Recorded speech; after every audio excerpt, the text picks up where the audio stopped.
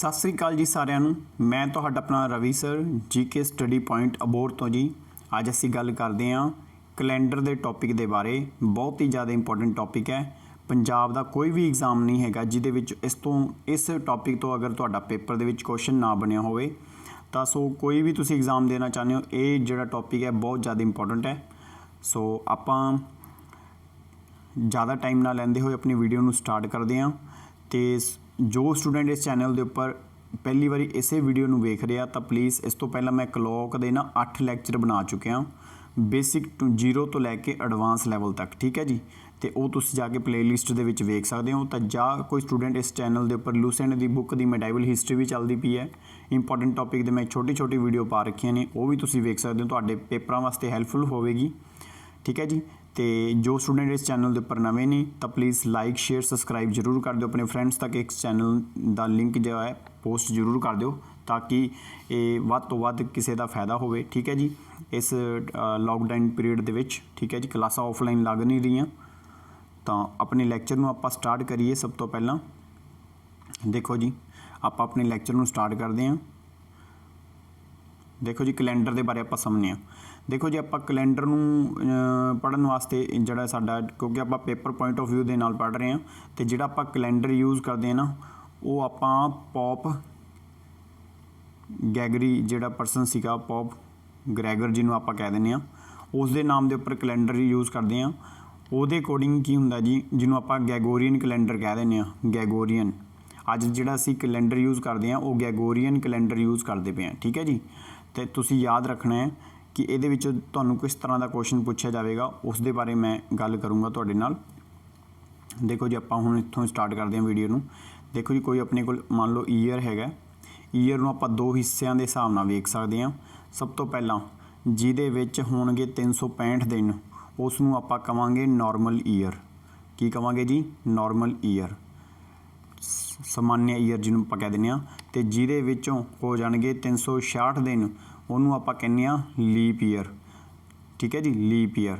ਇਹ ਆਪਾਂ ਕਿਉਂ ਕਹਿੰਦੇ ਆ? ਕਿਉਂਕਿ ਤੁਹਾਨੂੰ ਪਤਾ ਹੋਵੇਗਾ ਕਿ ਜਿਹੜੀ ਧਰਤੀ ਜਿਵੇਂ ਆ ਸੂਰਜ ਹੈ, ਸੂਰਜ ਦੇ ਆਲੇ ਦੁਆਲੇ ਜਦੋਂ ਧਰਤੀ ਘੁੰਮਦੀ ਹੈ ਤਾਂ ਉਹ ਕਿੰਨੇ ਟਾਈਮ 'ਚ ਘੁੰਮਦੀ ਹੈ? 365 6 ਘੰਟੇ 5 ਘੰਟੇ 43 ਮਿੰਟ ਸਮਥਿੰਗ ਕੁਛ ਹੁੰਦੇ ਆ, ਜਿਹਦੇ ਕਰਕੇ ਉਹ ਲਗਾਤਾਰ 4 ਸਾਲ ਤੱਕ ਇਹ ਜੁੜਦੇ ਰਹਿੰਦੇ ਆ। ਤੇ ਚੌਥਾ ਸਾਲ ਜਿਹੜਾ ਹੈ ਲੀਪ ਈਅਰ ਬਣ ਜਾਂਦਾ ਤੇ ਦਿਨ ਬਣ ਜਾਂਦੇ ਨੇ 366। ਤੇ ਜਿਹੜਾ 366ਵਾਂ ਦਿਨ ਜੁੜਦਾ ਹੈ ਉਹ ਜੁੜਦਾ ਸਾਡਾ 29 ਫਰਵਰੀ।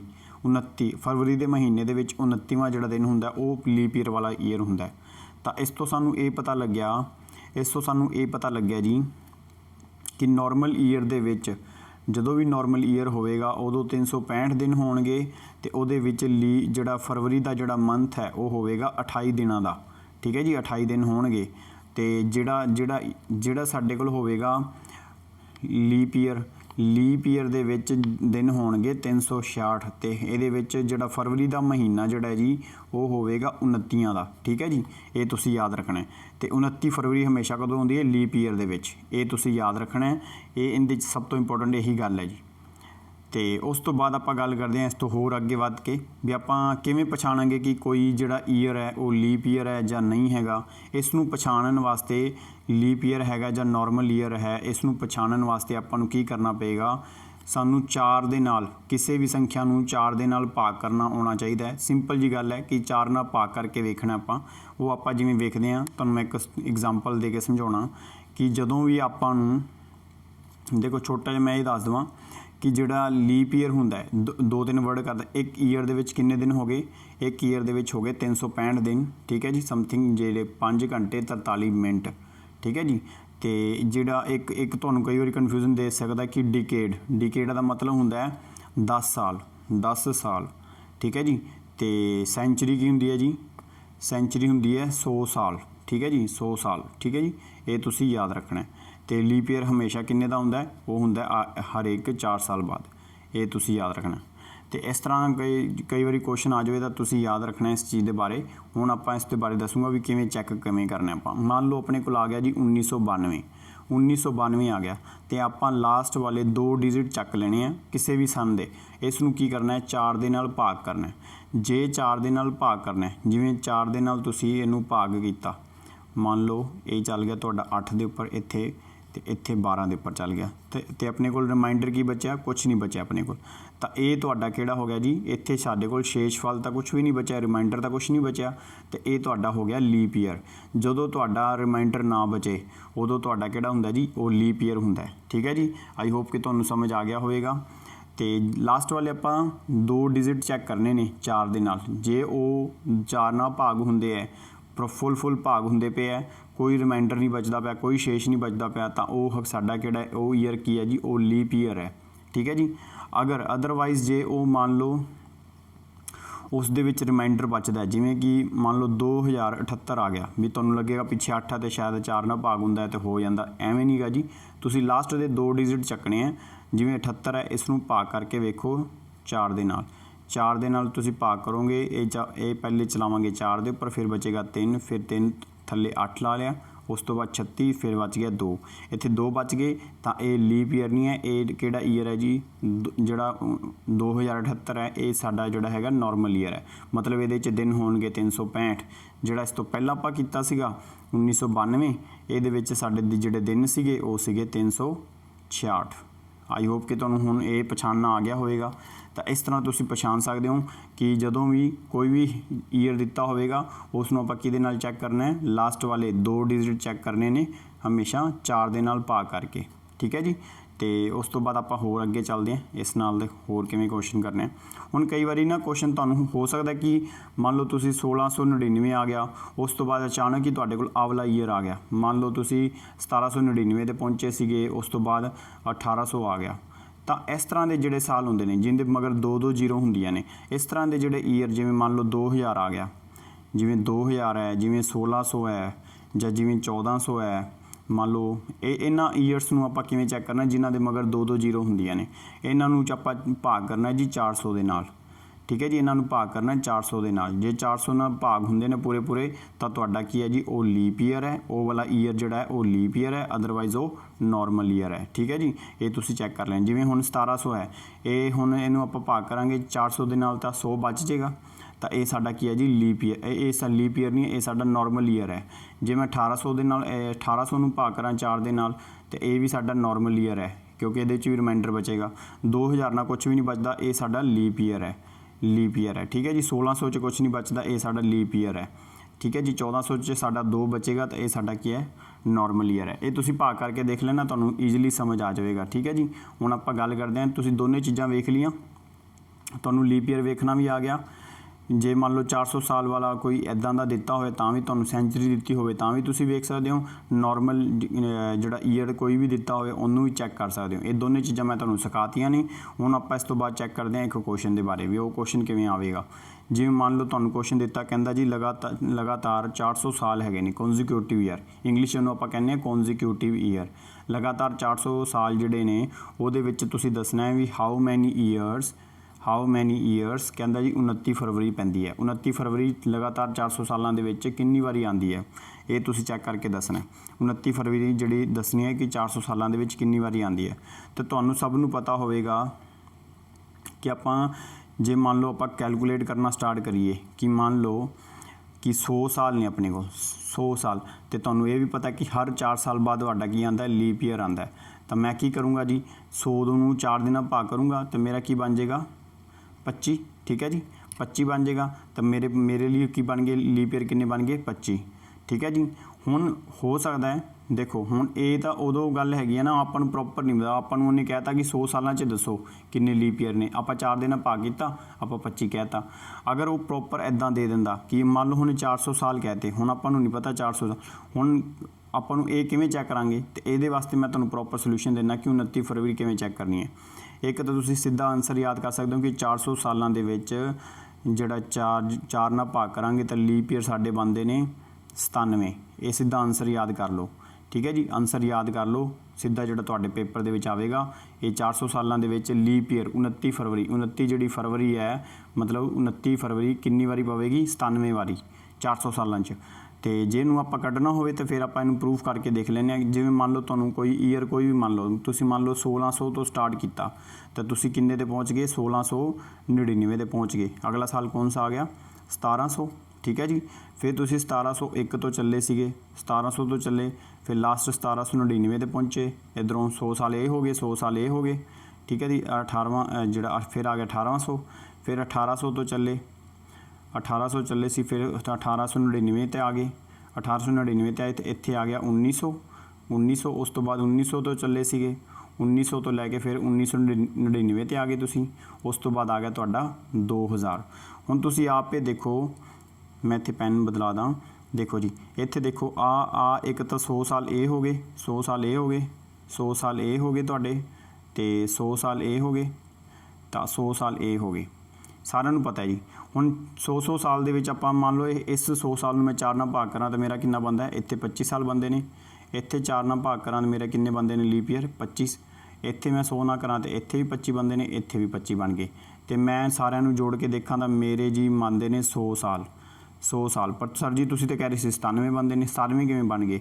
हुण देखो मैं एक तुहानूं पिछे भी एक ना समझा के आया सीगा कि ਜਿਹੜੇ ਤੁਸੀਂ इस तरह के सन हुंदे हैं, ਜਿਹੜੇ इस तरह सेंचुरी कोड, ਜਿਹੜੇ इस तरह के सन ने, आ देखो जी आ जिहड़ा सन है, एक आ जिहड़ा सन है, एक आ 1900 वाला सन है, तो एक आ 2000 वाला सन है। 2000 वाला 400 ਨਾਲ भाग करोगे तो लीप ईयर चैक कर सकते ना, ये लीप ईयर है, पर आ तो लीप ईयर नहीं है, आ भी लीप ईयर नहीं है, आ भी लीप ईयर नहीं है, तो तीन तुहाडे जिहड़े 100 ਦੇ ਵਿੱਚੋਂ तीन तो लीप ईयर इस तरह के नहीं है, जिहड़े 400 साल 2 जीरो लगियां ने, इहनूं आपां 400 ਨਾਲ चैक करांगे तो ये तुहाडे 3 माइनस हो गए, तो तुहाडा आंसर कितना आ गया 97। तो याद रखना है लगातार 400 सालों के विच, मैं कहा सी सीधा या तो रट लो तुसी 97 लीप ईयर होंदे है, जां इसनूं याद कर लो, इस तरह प्रूफ करके देख लो, ठीक है जी। तो ये 2000 वाला 400 ਨਾਲ कीता सी, तो ये तो लीप ईयर इहदे च रिमाइंडर बचदा ही नहीं अपने कोल, तो इन्हां सारिਆਂ च रिमाइंडर बचदा सी, तां करके ये साडे की ने, ये लीप ईयर नहीं हैगे, ठीक है जी।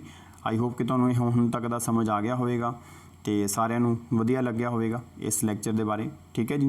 तो आपां नैक्सट होर वेखदे हां क्वेश्चन इस दे बारे, ठीक है जी।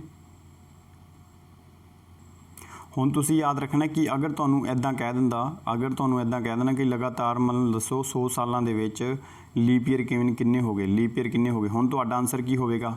24 भी हो सकते हैं, 25 भी हो सकते हैं। 24-25 किवें हो सकता है? मान लो तुसीं 1900 तो लैके स्टार्ट किया 1999 ते आए, फिर आ गया लास्ट सालवा जिहड़ा सीगा वो आ गया 2000, जां तुसीं 1800 स्टार्ट किया, 1800 फिर 1899 आया लास्ट वाला, तो उस तो बाद आ गया तुहाडा 1900। तो तुहानूं सारिਆਂ ਨੂੰ पता है जी, जिहड़ा 1900 है इत्थे दा ये 100 सालां दे विच, तो 2000 जिहड़ा लास्ट वाला से 400 ਨਾਲ चैक किया सी, तो ये लीप ईयर बन गया। बाकी ये 100 सालां दे विच 4 ਨਾਲ करिए तो किन्ने लीप ईयर बन गए? 25 बन गए। बट मैं तुहानूं दस्सिया सीगा आ जिहड़ा है ये साडा लीप ईयर नहीं गा, ये 100 सालां दे विच साडा किन्ना आंसर है जी 24। तो याद रखना है कदे भी आंसर फिक्स नहीं गा भी सीधा 100 दे नाल 4 नाल डिवाइड करता, प्रॉपर चैक करना है। 24 भी हो सकते हैं, 25 भी हो सकते, डिपेंड करता कि लास्ट वाला साल किहड़ा है जी, आ 400 ਨਾਲ भाग हुंदा है जां नहीं हुंदा, ठीक है जी। इस तरह का ये तुसीं खास करके ध्यान रखना है।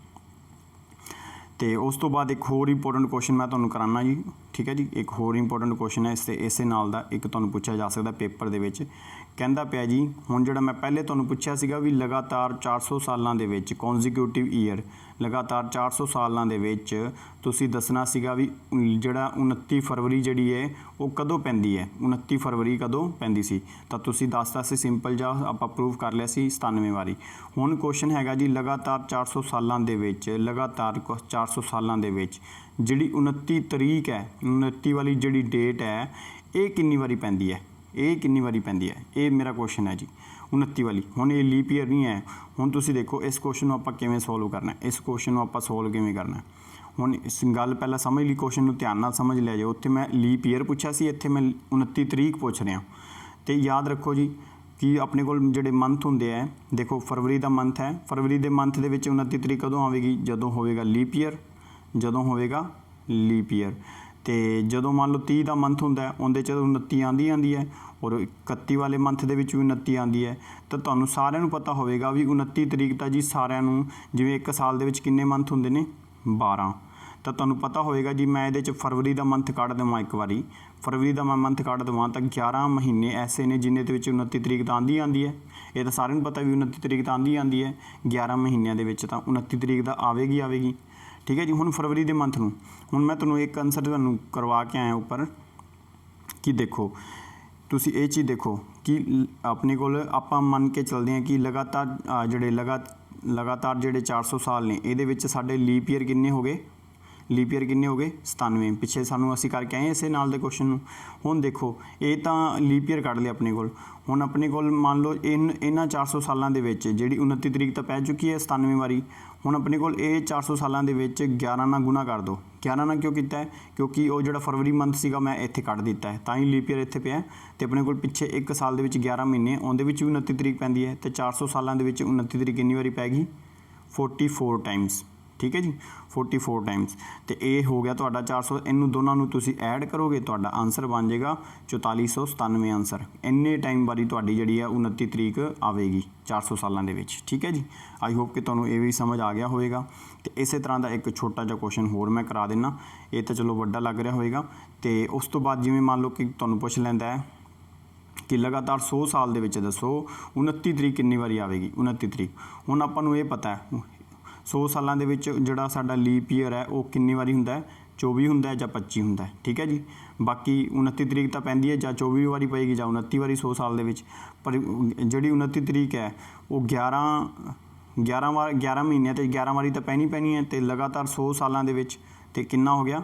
1100 ਇਹਦੇ 'ਚ 24 ਜਾਂ 25 ਜੋੜਾਂਗੇ, ਤੁਹਾਡਾ ਆਨਸਰ ਕੀ ਬਣ ਸਕਦਾ ਹੈ ਕਿ ਜਾਂ ਤਾਂ 1124 ਬਣੇਗਾ ਜਾਂ 1125 ਬਣੇਗਾ। ਆਈ ਹੋਪ ਕਿ ਤੁਹਾਨੂੰ ਸਾਰਿਆਂ ਨੂੰ ਸਮਝ ਆ ਗਿਆ ਹੋਵੇਗਾ। ਇਸ ਤਰ੍ਹਾਂ ਵੀ ਤੁਹਾਡੇ ਕੁਐਸਚਨ ਪੁੱਛੇ ਜਾ ਸਕਦੇ ਨੇ, ਅਤੇ ਬਹੁਤ ਜ਼ਿਆਦਾ ਇੰਪੋਰਟੈਂਟ ਕੁਐਸਚਨ ਹੈ, ਇਸ ਨੂੰ ਖਾਸ ਕਰਕੇ ਤੁਸੀਂ ਧਿਆਨ ਰੱਖਣਾ ਹੈ। ਅਤੇ ਮਿਲਦੇ ਹਾਂ ਜੀ ਨੈਕਸਟ ਲੈਕਚਰ ਦੇ ਵਿੱਚ, ਅਸੀਂ ਹੋਰ ਨਵਾਂ ਕੰਸੈਪਟ ਸਿੱਖਾਂਗੇ ਇਸੇ ਨਾਲ ਦਾ। ਠੀਕ ਹੈ ਜੀ, ਫਿਰ ਹੋਰ ਆਪਾਂ ਇਹਦੇ ਵਿੱਚ ਕੁਐਸਚਨ ਕਰਾਂਗੇ।